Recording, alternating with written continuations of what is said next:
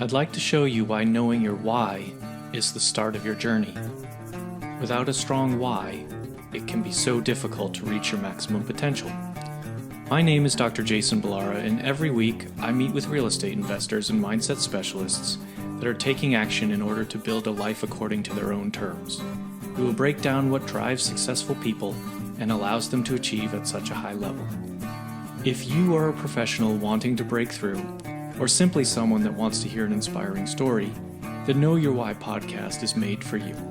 Hi everyone, I'm Jason Balara and this is the Know Your Why podcast. Today I'm here with Clint Turner. Clint is a land investor, which is actually a first for this show, and I'm super excited to learn myself, and I'm sure he's going to provide a lot of value for all of the listeners as well. So thank you, Clint, for coming on the show. Thank you for having me, Jason. I really appreciate it. Absolutely. So if you would, could you just kind of maybe start from the beginning? Let us know how you got your start into real estate in general, some of your background, and we'll kind of, I'm sure I'm going to have lots of questions for you about land investing. So let's hear a little bit about you first, if you would.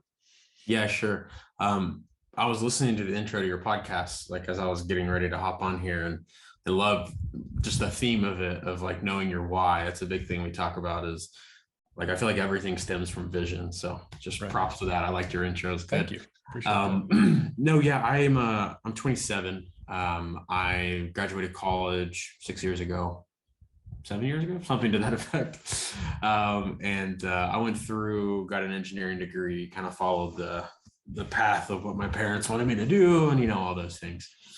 I am not an engineer. I'm an engineer, I guess, by certification, but I'm definitely not an engineer, like as far as where my natural tendencies sit. So I actually went into a sales role in the engineering world. And then, that's kind of really where I was like, okay, this is about the end of the corporate road for me. Like that's about as far as I want to go.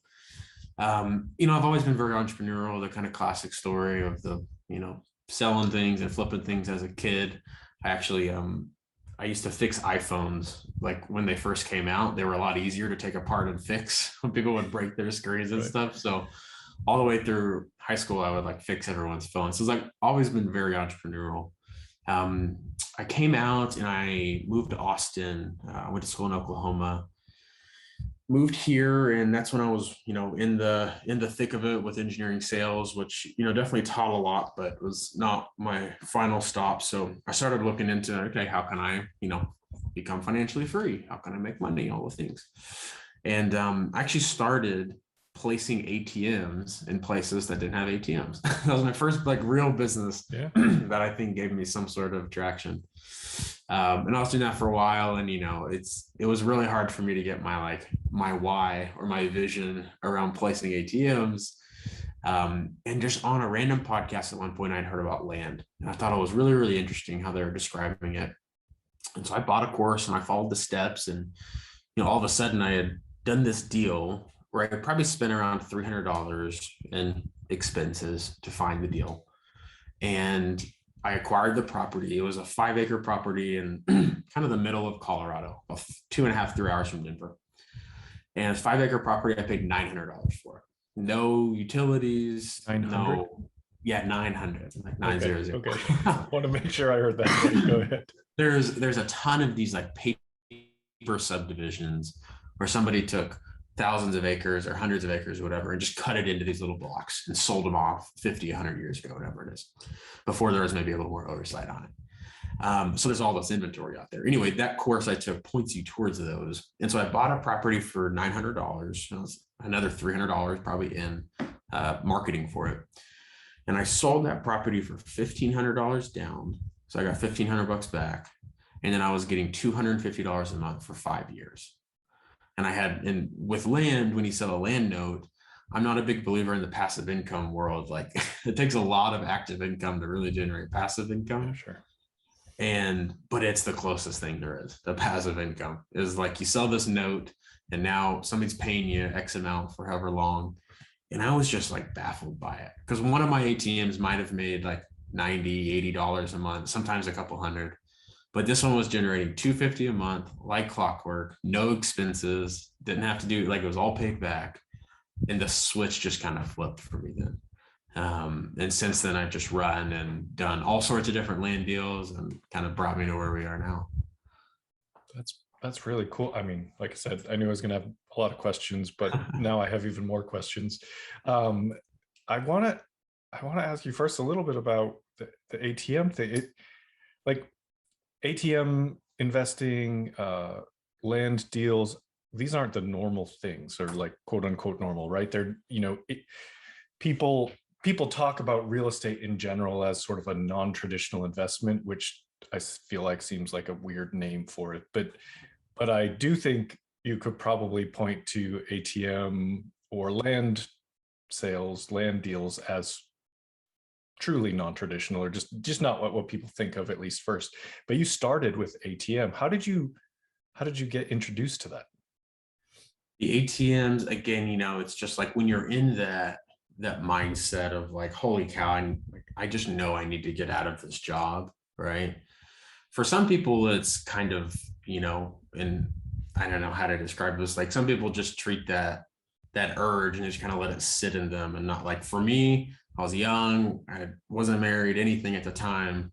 And I was like, anything where I can go make $10,000 a month is like, that's what I'm going to do. That's what I'm put my focus on. Yeah. And I'd read about ATMs at one point, and, like, don't get me wrong, it is probably, I don't know what the future of the ATM world is, but it definitely made money. But I just never got super excited about it. Like negotiating with a coin laundry place on a profit split on ATM was just like, it was just draining, and so, that was the path I was going, and I was just working towards that number. I wanted to get to 10K. I wanted to get to 10K. And, so now I found ATMs, I did it, and then land came up. It was kind of just serendipitous. There's no perfect, like I wish there was like a perfect, I read this book and I became inspired and did this. And it was just like this idea of, man, I gotta figure this out. I gotta figure out how to get out of this job. Whether one of my friends, he's in the same realm right now, and he started a business. That's kind of the thing nobody else wants to do, where you pick up dog poop, right? Yeah. He grew that business to 10K like that. Right. Yeah. And so I just think the world kind of pointed me there. And land was something where I was like, oh, wow, there's been demand forever for land, and there will be demand forever. There's not a ton of players in the space versus like multifamily, where there's a ton, right? Hedge funds and the whole thing. And it just kind of all lined up for me. And I did the first deal and the second, and they just kept going. And so I sold the ATMs. I had like 12, and I just sold them off to another ATM operator in the area. And then I just 100% focused on land. So if you said $900 for 5 acres. That yes, that's correct. Yeah. And so, I mean, that sounds, I live in Los Angeles. I grew up in Boston. That sounds like insanity to me. I know there are cheaper places to live, but I never would have thought there was any place still you could get like, you're young. We're not talking about like, oh, I started this 40 years ago and got it for $900. Like, this is not very long ago. So, I mean, how did you, I know you said you took a course. How did you kind of come across that? How did that process? You said that it's kind of, I forget the term you said, paper, like a paper subdivision. Yeah. How does that work? How did you kind of come across that? Yeah. So there, as with every asset class, there's a bunch of different ways to do it, right? And there's a bunch of different product types, and there's a bunch of, whether you're value add, you're flipping, you're wholesaling, whatever. So there's a lot of different types of land. And I kind of break it up into 3 like buckets, if you will. There's rural recreational. This is like 2+ hours away from a city, often going to have no infrastructure, no power, no water, no sewer, no nothing, right? So that's that kind of property where there's just really, other than the dream of like, I own 5 acres, right? And I can go camp on it, or I can go, if the nuclear war happens, I can go like camp out on my 5 acres, right? Yeah. That's about the usability of it. And then there are what I call urban recreational, which is much closer to a city like a Dallas or an Austin or an LA, where you can get to your property in 45 minutes, 60 minutes, an hour and a half, whatever it is, right? That property carries some more value to it, some more usability. So the prices are going to be drastically different, right? Mm-hmm. And then obviously there's land like infill stuff in the city for development, things to that effect. It's kind of where I classify super, super rural, urban rural near the cities, and then just development type land. And so that property is one type of this business where you can go find, like people will take, a section of land of 640 acres. Now it's not as easy to do this, but in, 50 years ago, you could just go more or less draw out what you want that actually to turn into and just go to the county. And now that's what it is, right? And there's actually some really interesting like pieces of art that I found in like thrift stores and antique stores. I've seen things as far back as 1907 where people were doing this, the same exact model where they go and they paper cut up land. And like during the gold rush, when people were out, doing the gold rush things, they would sell these on the trails. And they say, you can buy this 100-acre tract. You can buy these 200-acre tracts. It's only, I don't know the exact numbers, like $5 down now, and you pay a few dollars a month or whatever the currency, equivalents were back then. And so this has been a thing for a very, very long time. But that kind of land is just not very usable, right? So if you think about getting, like, think of the owner who gets that piece of land, grandpa dies, and they have this 5-acre thing that they can't even find, because oftentimes it's challenging just to be like, okay, it says it's here, but how do I actually go find that, right? They just want nothing to do with it. And so, you go out and buy it from them for $900, $1,000, whatever. And there are plenty of people who are like, man, I'd love a place in Colorado to go park my RV for 2 weeks, right? Or I'd love a place to go camping, or I'd love a place where like there's a huge homesteading off-grid community. I'd love a place to go, dig my septic and put my solar panels and just live completely off the grid out in the middle of nowhere. There's a large demand. People just don't know it. And so that is one section of it. And I didn't know it either. I was just following steps and just kind of went through it. I was like, oh, cool, it works, right? Now I'm making money. And I did that for quite a while, and then have kind of grown into some bigger deals now these days. Okay. So how did you find it? How do you source? And I'm maybe it's evolved, but I mean, how did you find the first one, and then kind of what's been the evolution of your deal finding? Yeah, so direct mail works really well with land, just because the demo is often that 55 plus, 60 plus owner, right? And I will definitely say 2016 versus 2021, 22, direct mail was significantly more effective back then. There's been a lot more people doing this since then. But yeah, that deal was just through direct mail. I think I sent like 1,000 postcards out, and I got an overwhelming amount of calls back, like 15. I was like, I don't have enough money for all these deals. I just picked the best one I could find out and did it. Okay. So it was direct mail then. It still is direct mail, but with multi-touches, text messages and phone calls and things of that effect. And so you found it, you bought it for, this still like blows my mind, $900, and then you sold it for $1,500. Were you leasing it, or you essentially carried the note for whoever bought it from you? Yeah, it's called a land contract is what we sell it on most of the time. If it's a larger note, we'll do a deed of trust just because that's more traditional.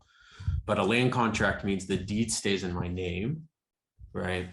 And so if anybody stops paying me, I don't have to go foreclose on it.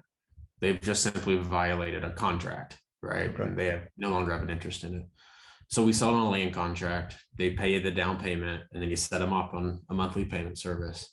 And yeah, that deal, we would sell that deal probably for $3,000 cash, but nobody even wants to pay that cash, right? Or 4,000 or whatever. So we would just be the bank, because the funny thing is people don't understand is it's really hard unless your just personal financials are there to get the bank to give you money for land. Okay. The bank doesn't like to do non-recourse debt on land. It's like all recourse, all you, baby. Like if you can't pay it, like we're coming after you. We're not taking the land back, right? Gotcha.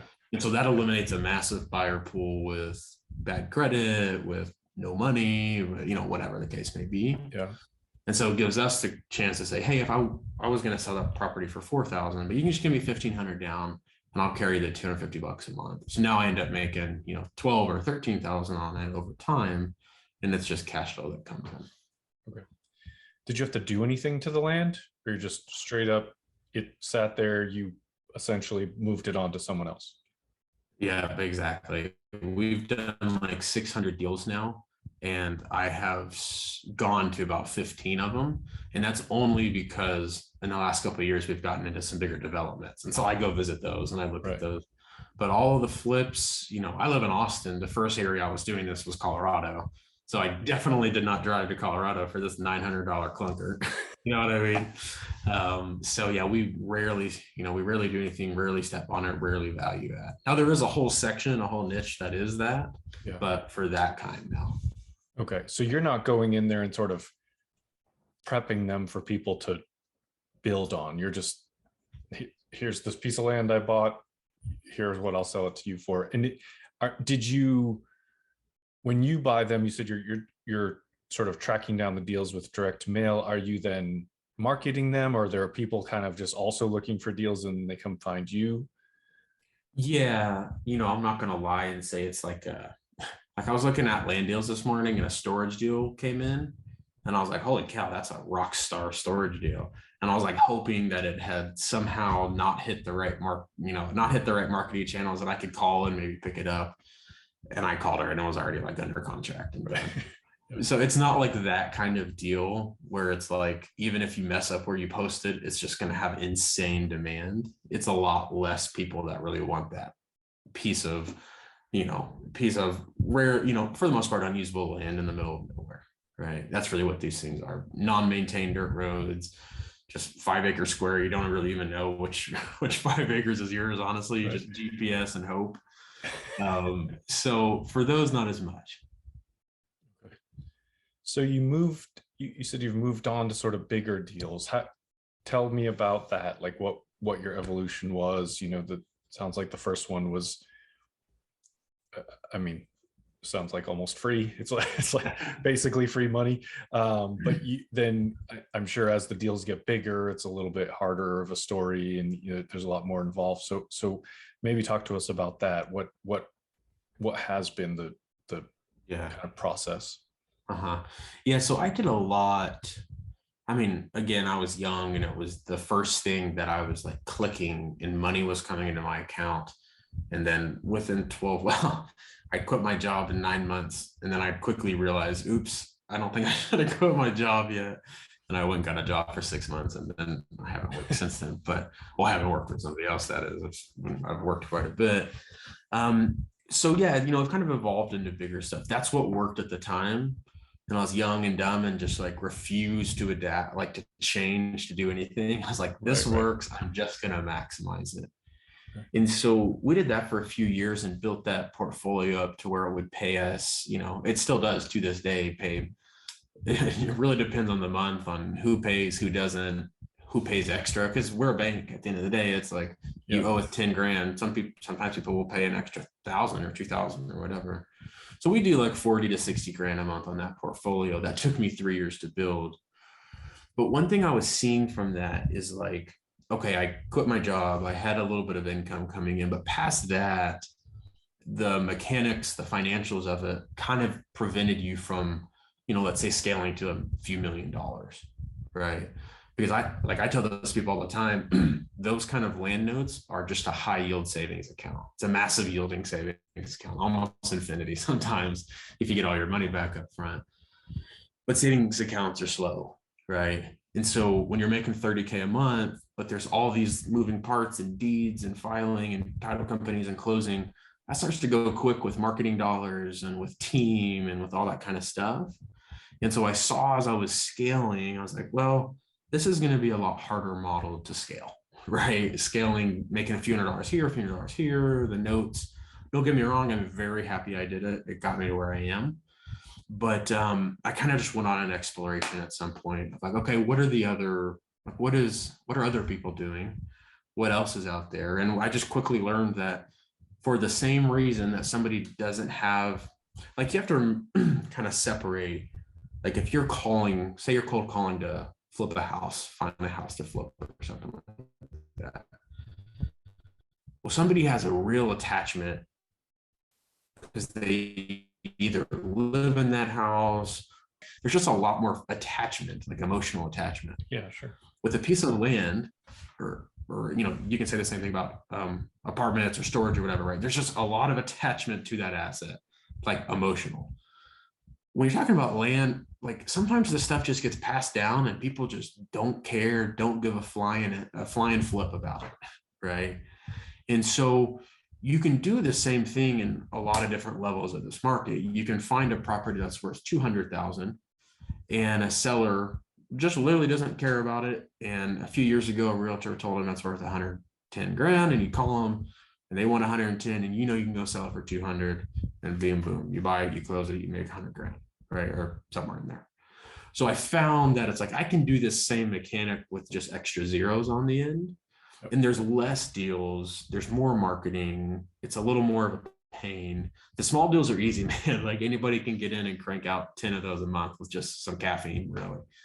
But with the bigger ones, there's just less of a pool, more players. And so it just takes really, really, really consistent marketing. But we can talk about that. Anyway, it's just like I saw the evolution of it's really tough to scale to, let's call it multiple millions of dollars with 300 here, 400 here, 1,000 here. You really need those deals where you make 100,000, 200,000, 500,000, right? And so around that 2 or 3 year mark, I started going down this journey of how do I add some of these deals in with more zeros on? And that's a little more of what we're doing these days. Okay. So how did you? What was that process? I guess without giving away your proprietary secrets or whatever, but yeah, you said it's easy to do the small deals, and I think you're maybe understating how much work you put in, but in the end, I would imagine the bigger ones are probably a little bit more work on a per deal basis, but overall it's probably less work for more return. It's kind of the same thing with multifamily. It's like you can do a bunch of 10 and 20 unit deals, but each of those is almost as much work as doing a 200 unit deal, and you have 10 times as many units. So it's kind of like, I assume it's a similar thing. So, I mean, you said it has a lot to do with marketing. So do you market differently for those big deals than you do with the small ones? How do you approach that? Well, to answer your first question, yes, it is more work probably than I put out there or than I give myself credit for or whatever. But with the small deals, it's like you're 100% correct. It's virtually the same amount of work. And you even said something, and I was like, hold on. It really is. Like I can flip a $200,000 property with less effort, honestly, than a $2,000 or a 10,000 or a 20. Because a lot of times with those small properties, it doesn't make sense to pay a title company because it costs so much. And so you have to learn to do the deed transfers and more mechanics. Right. $200,000 deal, just pass that bad boy on to the attorney or the title company. And they take care someone can have a job and do that for right. you. Yeah. But it's somebody who has less maybe experience or has less of that like stick to itedness, if you will. I don't know if that's the right word, because whenever you get into doing these bigger deals, it's like you could go to Southern Colorado across like the bottom 5 counties and just on whatever your tool is, circle it and see how many vacant land parcels. And there's probably 150,000 of them. So you got 150,000 people who own more or less worthless land in the middle of nowhere. There's a real big chance you're going to hit somebody in that pool that you can just work a deal with, right? Yep. Versus when I get 60 minutes, 90 minutes, 30 minutes from Austin, whole different conversation, right? Less deal, just circle around Austin and I can just spoil it for you. About 40, within the 45-minute radius, there's like 1,200 really solid deals, right? Yeah. Maybe a little more, but we're pretty strict on our criteria. So the marketing then turns from how do I go try and reach 5 or 10 or 15,000 people to how do I get these 1,200 people to call me back? Right. Right. And that's where a lot of people will have problems in the beginning, is because you just punch after punch after punch in the stomach of, no, you're a low baller. No, that price isn't blah, blah, blah, blah, blah. Versus when you're doing the smaller deals, it's like a lot, like the yes to no ratio is much, much lower. Sure. Right. Or higher, I guess the ratio would be. And so that's kind of where it's the same mechanic. It's the absolute same thing, right? We try and buy at a 30-40% plus discount to market, right? And it's pretty, I mean, it's very doable. You can go buy a $200,000 parcel for 150,000 or whatever it is, right? There's a discount, pretty easy to do. But with there's just less of them, right? And so it's harder for somebody. There's more no's. There's a longer time frame until you actually see the deal go full cycle. Whereas the smaller deals, it's like small dopamine hits all the time. Boop, boop, boop, win, little win, little win, little win, little win. Yeah. And so it's easy to get going with them. It's pretty cool. I mean, I think it really just comes down to scaling. You kind of mentioned that in the beginning. Like it's at some point, it's like, do I want to work, 1,000 times or work a little bit harder 50 times for kind of the same reward? And it's just, it's definitely, it seems like a scaling issue, but and the supply and demand, I mean, it all makes total sense. And I think really it doesn't sound like it's that different from sort of any other sort of scalable business or real estate or whatever it is. It's just it's sometimes you feel better about getting started with the smaller deals because you're going to get those yeses, like you said. More often it's just that positive reinforcement, and then okay, now I'm going to go after the big ones. I got to get a little tougher skin, but in the end, when I do get a yes, it's going to be worth it. Would you agree that that's also the big ones? Just it's like they also take more follow up. Right. They take a little bit more of knowing your stuff, right? You can mess. I've told people on those small deals, it's crazy because everyone's like, you're not a real businessman until you've been sued, or you're not a real investor until you've lost money on a deal. And for like 3.5-4 years, I never had lost money on a deal. Yeah. And I had come close a couple of times, but it cut even, made a little bit. But in those small land deals, the risk is relatively zero. Right. It's higher when you get into, deal, because land is a speculative play. That's why banks don't finance against it unless you're going to personally guarantee it. And that's a not an exact statement, but it's kind of an overarching statement. So I don't remember where the exact question was going there, but it's easier to do the small ones. So I tell people all the time, like I have a friend right now, he's I don't know his exact number, but I think he owns like 20 between duplexes and fourplexes, something like that.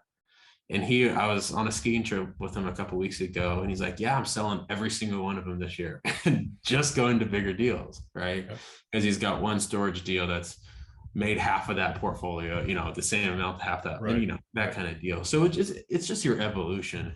Some people have the thick skin and they want to go in and do that $1 million deal first thing, right? Yeah. That's like, good, that's fine. Just strap on the 18-month timeline because that's what it's going to take to get it done, right? Yep. Versus the 3-month. Yeah. I mean, you're 100% right. It's just, I've sort of realized that pretty quickly in multifamily. It's like what you hear about is people are like, oh, close another deal. But what you don't necessarily hear about is it took those people, a year, 18 months, 2 years to get the first one. And then it was like, then you build momentum and it gets easier. And I'm sure it's the same, as a land buyer, there's less competition. And so you're probably like, I'm sure people that want to sell their land, they know you right now, they know who you are. They can, you start to build those connections like you would in any other business. And then, they know, hey, here's a guy that'll take this off my hands and so you're not doing any of the entitlement, or now you're kind of getting into the sort of development side of things. So just natural progression has taken me towards some deals like that. And just one little data point I want to share with you that I hope your listeners get value from. We pulled all of our deals for the last 2 years, and I looked at just in our system, how many contact attempts did it take to get this deal under contract? And it was funny, about half of them fell in attempts 1 through 5. right? Where like you hit the right person, right time, right number, boom, contract signed. Yeah. It was actually like 40%. The other 60%, 15 to 50 contact attempts in order to get it. And I like to share that with people all the time is like, when you leave, like when you stop after attempt 4, you're actually leaving about 60% of deals on the table.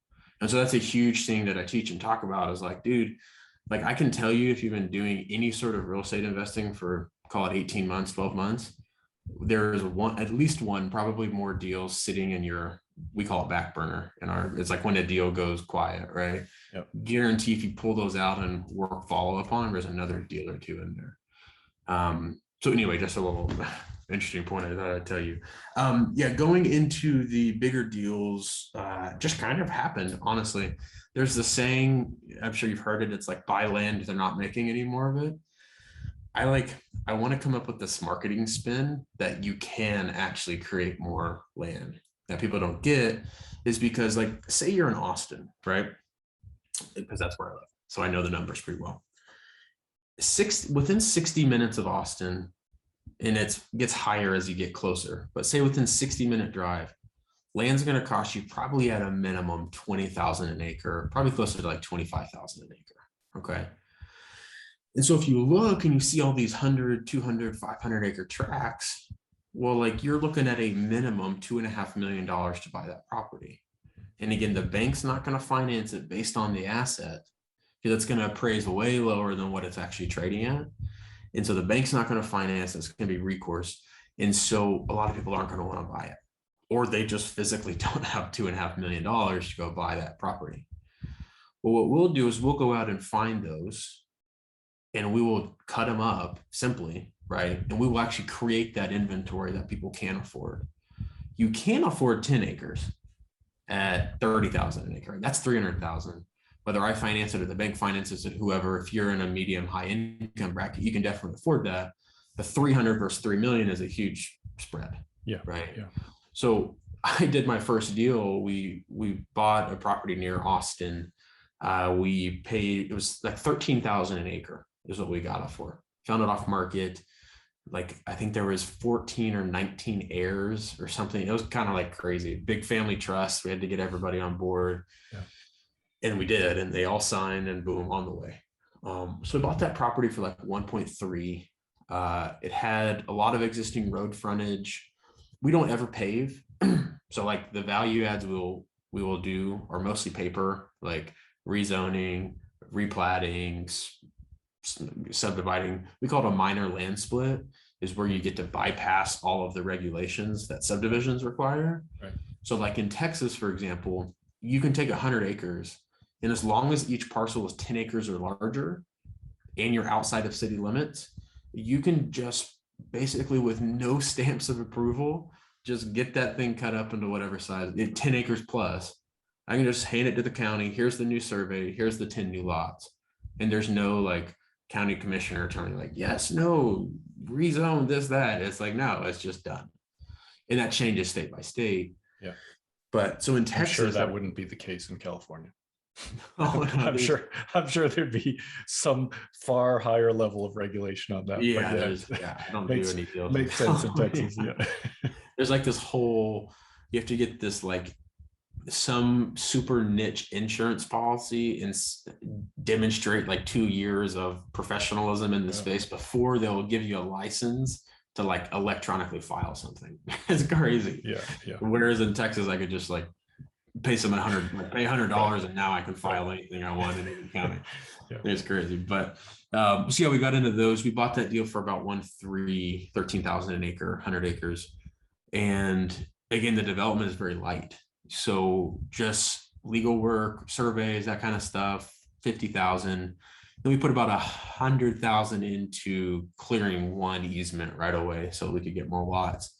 So we'll call it all in for 15,000 an acre. And we sold through that property at an average of like 27.5. So we're in for 1.5, out for 2.7.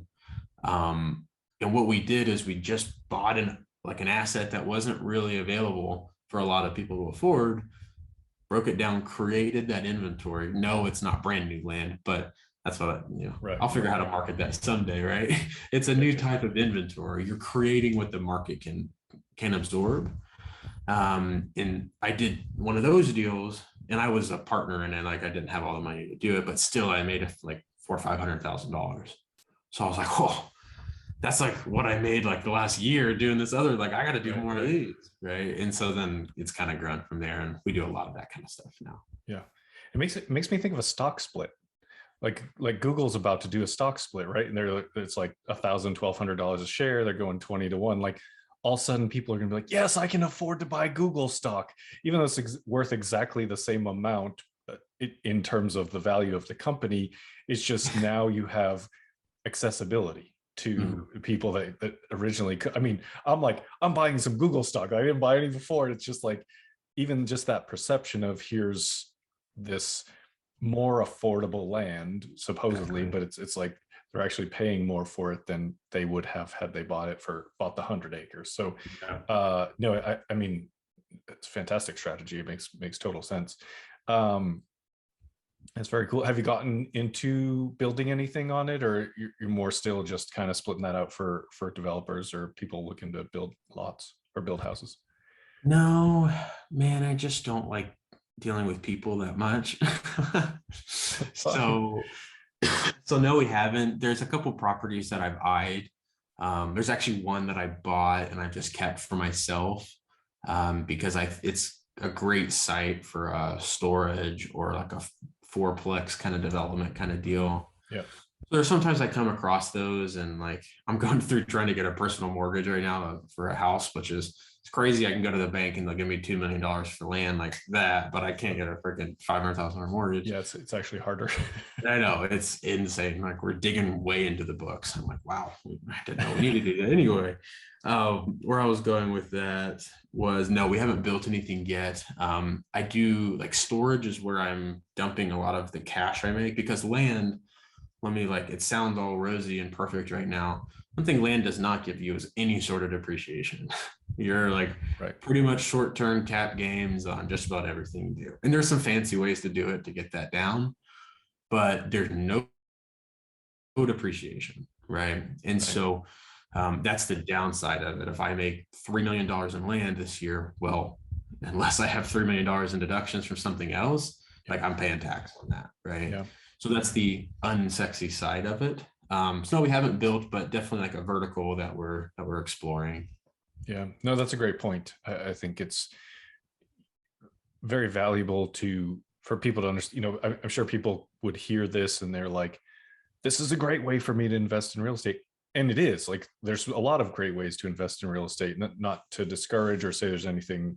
I'm like, you've got my mind spinning. So I think that the fact is, though, you have to look at it from all aspects. And one of the big benefits of real estate investing is your tax savings. And so it's like a lot of people get into real estate by flipping houses, but that doesn't actually save you any money on taxes. It's actually still another job with like you say, short-term capital gains. So it's a really, really good point, because I think it's just kind of making sure that people understand all aspects of it and where you can really benefit. So I actually appreciate you bringing that up.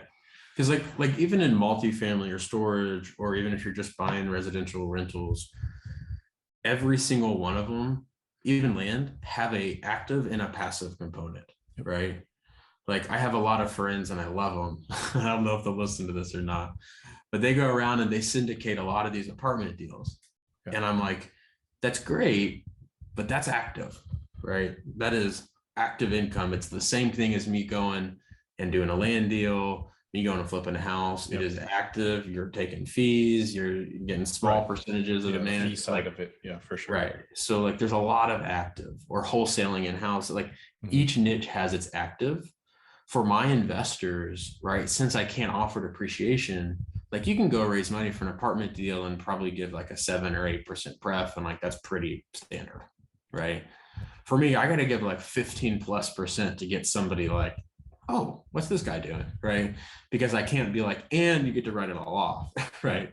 It's just 50. It's just a really good returning asset, right? But you don't get a lot of the benefits. So there's the different sides, yeah. Yeah, no, absolutely. I mean, I think it's just brings up the really good point of, if you're going to get involved in real estate investing, whether it's active or passive, you really need to know what that means for you, right? And if you're a passive investor and you have a W-2 job and you're investing in multifamily and they're handing you a K1 and here are your passive losses, you can't use them. You can't use them against your W-2 unless you have real estate professional status. So it's kind of like people need to understand those things about it. Like, again, it doesn't mean that it's bad and those passive losses will get suspended and then you won't have to pay taxes when it sells. But it's like, it's just knowing that exactly what you're getting out of it, I think is a huge important. Know your goal and knowing what your what that exact investment vehicle is getting you in that situation. Yeah, like, people will ask, and I'm sure in a position you're in, people are like, well, how should I start? Like, should I go after these or should I go after these? And I'm like, dude, there's no perfect framework. Right. Like, it depends on you, your work ethic, your level of tolerability for the nose and the risk, your income, how much money you have. Like, all these things are factors. Like, people will come in and be like, man, I want to do land investing, but I only have like $5,000 to start, and a mailer cost, 70 cents or 60 cents or whatever. Well, I can only mail 3,000, whatever, right? Like, no, you can like pick your cell phone up, like call people, right? There's like a million different ways to skin this cat. Just because somebody said it on a podcast or they sold a course that says this, everybody's situation is different. And so you just got to understand where you are there and like how it plays in. And honestly, I feel like just taking action, like, what's that saying? It's not timing the market, it's time in the market, right? Yep. You get in the market and you figure it out. Right. People are like, how did you know how to do that deal I just told you about where it was $1.3 million? I was like, I didn't. I had no clue. It just came in and I was like, I think we can do this. I know I've only bought a property for 150,000 so far. This one's 10x that. I don't know. We'll figure it out. Right? Exactly. Yep. You just need to get started. And I've talked about that particular point maybe on almost every episode of this. It's just like, just get started, because there are, like you said, there's so many different ways to wasn't skin a plan. The cat. It's like, right. Exactly. No, it's perfect. No, it's funny. I mean, same example. Like I have a friend, she a few weeks back, she's like, hey, you invest in real estate, right? Yes. And she's like, I think I'm going to buy a duplex. This is in California. Okay. And she's like, can you help me? I'm like, I mean, sort of. Like, I get, what's your goal? Blah, blah, and then, kind of time went by and I periodically be like, did you find that duplex? And she's like, got talking to her. And I'm like, what do you want to manage? Do you want to manage tenants? And she's like, well, no, that can't be hard, right? I'm like, yeah, it can be hard. I'm like, do you want to manage tenants? And like, I'm like, why don't you just invest in syndication? Like, even if it's not with me, invest with someone else, and you can still make those returns and not have to do any of the work. But it's just, that's her situation. That's what's good for her. But people don't, they're like, oh, I want to invest in real estate because people say that's good. But you got to do a little more digging and figure out what's good for you, because there are a million different ways to do it. So I think, really, really great points that you've brought up, Clint. I think on that note, actually, maybe a good point to sort of switch gears a little bit here, and we'll go into the segment where I ask you some questions. Sure. The first one is, I ask every guest, obviously based on the name of the show being Know Your Why, but what is your why? And you sort of brought it up, how you like that being the name of the show. So what's your why? What drives you? Yeah, that is an awesome question. And it's something I think, here's my thesis on your why and your vision, is that a lot of people think it's a set in stone, like I need to inscribe it on a rock and carry this rock with me, and here's my vision. And what I've found over the last 5 or 6 years is like, your vision is your energy, and your energy is elastic. Sometimes you're in heavy push seasons of life where you're earning and building and working. And sometimes you're in pull seasons where you need a little more rest and a little more recovery and all that kind of stuff. So, I have a performance coach I work with, just because I think everybody needs a coach in some level to get you out of your BS and like call it how it is. And that's one thing we've been working through lately is like I'll just give it to you straight. I've been working, pushing for a decade basically, right? And I've always set goals from this, and I promise I'm bringing this around, but I've always set goals from this idea of like, I need to get out of my job, I need to pay off my loans, I need to like earn income. Right. And at one point, like in the last 6 months, my coach was like, that income goal, like, why, like, you're not even happy about it. Like most people look at a goal and they're like, oh, that's awesome, like I can't wait to hit that. You're like, I don't even know if I want to earn. It's like, why is that a goal, right? So my vision and my why has kind of changed. I don't know exactly what it is. I know things I love to do. I love to be with my family and my friends, my wife. I'm a pilot. I love to fly. I love to fish. I love to play golf. I really love building leaders and like working with people. Like my coach asked me the other day, is like, what's like your main goal with your company? And I'm like, to build leaders and to provide jobs. If it wasn't for that, I wouldn't, like, I'd probably be in an RV, like in the middle of like, Arizona or something, doing something different. But I've just found like I have the ability and I have the prowess and I have the mental fortitude to like build companies and earn income in ways that other people won't. And so kind of my high level goal is like in land, I want to be this, this orb of like, whether you need help, you want to do a deal together, you need funding, like whatever it is, I want to be that one-stop shop, the CarMax of land, if you will. Right. Yeah. But my vision for my life is very different. Like I want to have, like, when I'm 27, right, I'll probably have kids in my 30s. Like when I'm there, I want things different than how it was when I was a kid, with my parents, right, working, all that kind of stuff. So I have like a vision board and there's like 15 things on there, right? And it's really not even a vision board in the like, the cutesy sense of it. It's like, here's outcomes I want in my life, right? I want to be able to support my wife as she transitions into her own business. I want to go fishing 10 times this year. I want to spend X amount of time with my dad and my mom. So like I have objectives, but how I think about it is, and like so many people focus on the income, like how much money can I make? And what I found over the last few years is like, what's more important is the impact. Like, what can you do? Who can you serve? How can you help? What kind of time can you give back?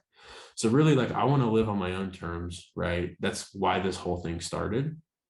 But I found out once you make like 200 grand, there's not really a hurt for money anymore. You know what I mean? Right.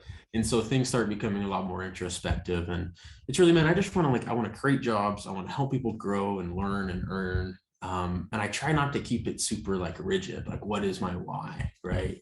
Or what is my vision? It's like, it changes, man.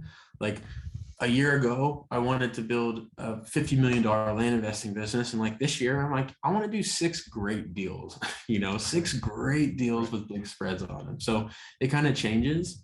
I don't know if that's an exact answer for you, but for anybody, I would suggest you got to have some sort of like the impact, the fun side. What is that for you? Right. Like I realized for so long, I never planned my fun. Never planned my fishing trips or my skiing vacations or my anything. It's like, those were the afterthought. It's like, no, you live, like, you got to live life. You know what I mean? So I want to live. And then I also want to build businesses and like do land deals, and maybe that's storage, maybe that's whatever, but it's just generally be fulfilled and like, put myself in a position to be there. Yeah. Fantastic. I mean, so many good things there. Like one thing I think, and I've realized this for myself, that your why definitely is evolving, right? It's very fluid. It's different. Your why when you're 25, 35, 45, 55, going to be very different things. Life is different in those phases of life, and it might even be a 6-month difference. Something, you have a child, that changes things a lot. You get married, that changes things a lot. You go through a divorce, that changes things. Like people just, and so I think one of the things I loved about what you talked about is like, in the beginning, it was like, here's this number, right? I want to make this much passive income or this much income per month. And I did exactly the same thing, because that's what everybody tells you to do. You have to have an objective, measurable goal. And what's what's more objective and measurable than I want this exact amount of money to happen to me once a month. Like you can't get much more rigid and objectified than that. But at the end of the day, like at some point you have enough money, and then it doesn't matter anymore, right? Then it matters, like you said, then you move on to impact and happiness, right? And so it's like, that's when it actually gets fun, right? Yeah. Like that's when it actually gets like your why can actually be meaningful. And because no person I've had on this show has ever been like, I say, what's your why? They're like, I just want rooms full of cash. Like nobody cares about that. That's not why people do it. It's like, you may start out because you're like, look at these fabulously rich people. But I just got back from the Best Ever conference. The single best lecture there was, he talked about the impact of a guy's like, he's got billions under management, billions of assets under management. He has a private plane, all of this stuff. His entire 40-minute talk was on his impact, his charitable work, how he requires that of his employees. Like that's the stuff that actually really matters. And it's incredible to hear him. It's incredible to hear you. Like that's what I love. That's why I started this podcast, because I love that part of the story. That's why I called it what I called it. Like all of this is just it really is what matters, right? It's like money's awesome, but it's a tool to be able to have an impact. So I loved your answer. So don't ever apologize. A lot of people are like, I don't know, is that the right answer? I'm like, there's no, this is not a right or wrong question. Like, dude, I'm just as unsure. Like, I'm just as curious as to where I'll be in 5 years as you are. So right. I'm just trying to be like, right now, what can I do to improve my family's life, my employees' life? Like one thing that I love, and I kind of touched on this, but is like my team, right? Like one of my employees used to be making, I think it was $38,000 a year. He worked 55, 60 hours a week manually, like roasting coffee. Yeah. Right. And he came into our org and like last year made 150 grand. Right. And within our organization, we're starting an investment pool with our employees so that you can build your income. And like, there's just so many cool things you can do. Like I had one of my clients the other day, I guess give all the context. He's like a, big church guy and all that stuff. And I'm not going to go either way on that. But like, he said to me at one point, he's like, man, I'm making $300,000. I'm like, I'm good. I'm just like, I don't need to grow it anymore. I don't need this, that. And I like to poke and prod and be like, how much more impact could you make in your church with $3 million? Right. Like there's just physical things you can't do that you can do with money. And so, at some point, once your needs are satisfied, and there's no overlooking that, like you've got to go through that period of pain and hardship to like get to that point. But once you kind of come out on the other side, it's like, man, I can make 500K or 500 million this year. And like, I really, maybe those are large differences, but like I could make relatively large spreads and not really care either way. Right. Yeah.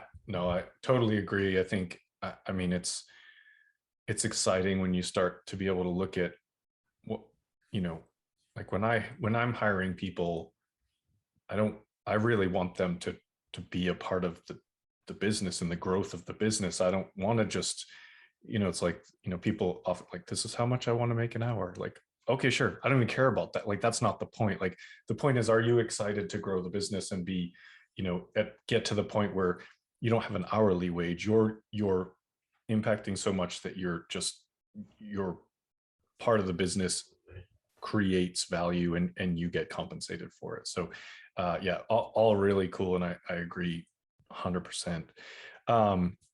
Second question, Clint, tell us something about yourself that maybe isn't common knowledge, special skill, some hobby that you'd like to learn, anything that maybe not everybody knows about you. Yeah. I would use the pilot thing, but I already dropped it. So.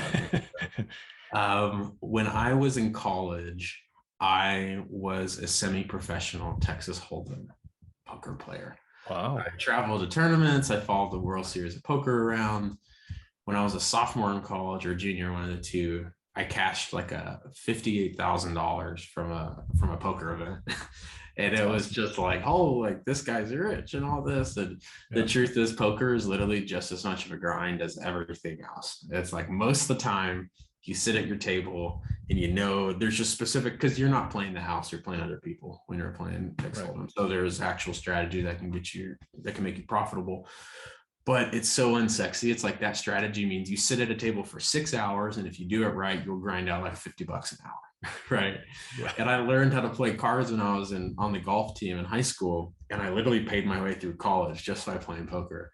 And so I don't play as much as I used to, but I love Texas Hold'em, and honestly, I love gambling, going to the casinos, all sorts of stuff within reason, gamble responsibly, all the things. Right. But Right. Yeah. Yeah. no, I like you got to have that. You got to be willing to lose some money. That's yeah, that's the rule. you got to have some money to lose, not even be willing. Right. Exactly. Exactly. Sports gambling. Yes. Yeah. Yes. That's Yes. that's what I enjoy. I mean, not seriously, but I don't. One of my very good friends, we bet on little side bets all the time. We play fantasy football, that kind of thing. It's just like we have long-standing bets on like guys that get drafted in the same class, who's going to be better, Nice. like which one we fit. It's just like stuff that like we honestly don't even remember what the bet was, but it's like it's just the bragging rights part of it. But yeah, it's more on sports for me. I don't think I would definitely lose money as a card player. So, but that's actually really, really cool. Next question. What once people hear this, they're interested in maybe connecting, what's the best way to reach you? And we'll put whatever you like in the show notes. Yeah, sure. We just launched a new podcast, so if you want to check that out, that's cool. It's called Happy Land Pod. It's unfortunately, if you're looking for land investing, not about land investing. It's really kind of a function of a lot of what we've talked about. It's really a collection of my thoughts and like introspections on what makes you happy on this journey of becoming an investor. All the episodes are between 5 and 10 minutes, so you can knock them out on a car ride in your AirPods, whatever. But I've really enjoyed building that. So it's called Happy Land, one word, Happy Land Pod. You can search it on all platforms and find it. If you want to learn about land investing, we have a Facebook group. It's called Learn Land University, just like it sounds, Learn Land University. You can jump in there. We have a course. We have all the things, right? But that's probably the best place where you'll figure out who I am and learn about our products and some things along those lines. Otherwise, just follow me on social media. I'm not a big social guy, but we do put clips out and we do things, and I'm sure you'll learn something. Awesome. Okay. We'll get that stuff in the show notes. Final question, Clint, what piece of advice would you give to someone who is sort of starting in their real estate journey, looking for a nugget of wisdom as far as how to be successful? Yeah.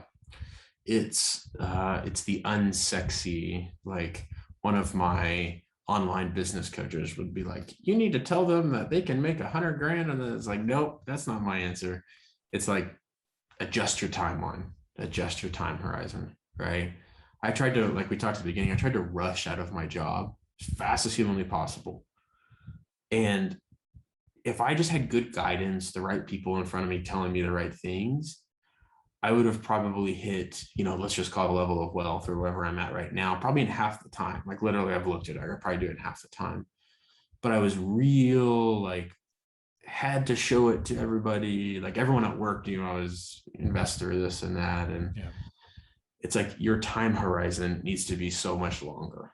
I talk about this with all my clients. It's that, and it's probably different in multifamily, it's probably a lot longer, but in land, from the time you have an idea of like, I'm going to go target this property, to the time you run your marketing, you get sellers, you buy the property, and you turn around and do whatever you need to do and sell it, it's like 6 months, right? And yet people think in a year, I'm going to be making $200,000 a year. And I'm like, dude, you've only had two tries. Like you've really only had two goes at it in a year because of the cycle. And so it's like consistency is the name of the game in every real estate niche. Like I'm starting to get into storage quite a bit. And what would you know? It's the exact same mechanics as land. Find owners, market to them consistently, try and do deals and learn. Right. And so like adjust that, like, and like use that fire, man, run with it, do as much as you can, but don't like adjust. I went through really bad phase of anxiety and depression when I was in that job. And it's all because of like all these people on social media. I should be this, that, blah, blah, blah, blah, right? All those voices and things you hear. It's like, man, if I had just given myself like a little more grace, giving myself 1, 2, 3, 5 years to figure this thing out versus saying, man, I got to be out of here in 12 months or whatever it is, I would have been so much happier. And I think in the long run, I would have like made a lot more and been farther, but still happy with the journey, happy where we are. Just adjust the time horizon. That'd be my No, I think that's great. I think what's the saying that says that you overestimate what you can do in a year, but underestimate what you can do in 5 or something to that effect. And it's like, 100%. it's very true. It's like you because it takes a little bit to get going, but once you get going, the velocity, the momentum, it really carries you. And so then it's like, it just becomes faster, easier, whatever you want to call it. You're more confident, all of that, just, kind of, it makes more sense. But in the beginning, you have to, like you said, cut yourself a little bit of slack and realize that it's not an easy thing to get started in. There's very little that's worth doing that is easy to get started in. So it's kind of just, you got to ride it out for a little bit, hang in there. But once you do, it'll be worth it. Like embrace the suck. Like it's gonna suck. If you're just getting started, you're gonna like spend money, you're gonna get no's, you're gonna get told you're an idiot, you're gonna get told like some really special things, like from letters and things you send out. It's like, man, all that is just part of the journey. And if you stay consistent, like I know a guy who is really consistent, like really could not get a deal for like 2 years. And just stayed in our communities, really stayed consistent with it. And last year he made like $1.3 million. And I was like, what changed, man? He's like, nothing. I just like didn't stop. Just kept going. Right. Didn't give up. Yeah. He's like, I probably missed 100 deals along the way because I didn't know what I was doing. But whatever, we're here and we did it. Right. Yeah. So it's like, just stick with it. Like I tell my clients, get ready for a bunch of punches in the stomach because they're coming. Right. And then, have fun, enjoy it. That's fantastic advice. Clint, this was awesome. Really, really great talk. I think, like I said, first land deal investor on the show, but more importantly, I think just a lot of your mindset stuff and everything is great. Really great, actionable sort of like tidbits of how to really change your mind, change your mindset, kind of focus on these sorts of things and getting started. So thank you again for all your time. Well, thanks for having me. I really appreciate it. Absolutely. All right, we'll go ahead and sign out. Thank you, everyone. I'd like to show you why knowing your why is the start of your journey. Without a strong why, it can be so difficult to reach your maximum potential. My name is Dr. Jason Balara, and every week I meet with real estate investors and mindset specialists that are taking action in order to build a life according to their own terms. We will break down what drives successful people and allows them to achieve at such a high level. If you are a professional wanting to break through, or simply someone that wants to hear an inspiring story, the Know Your Why podcast is made for you.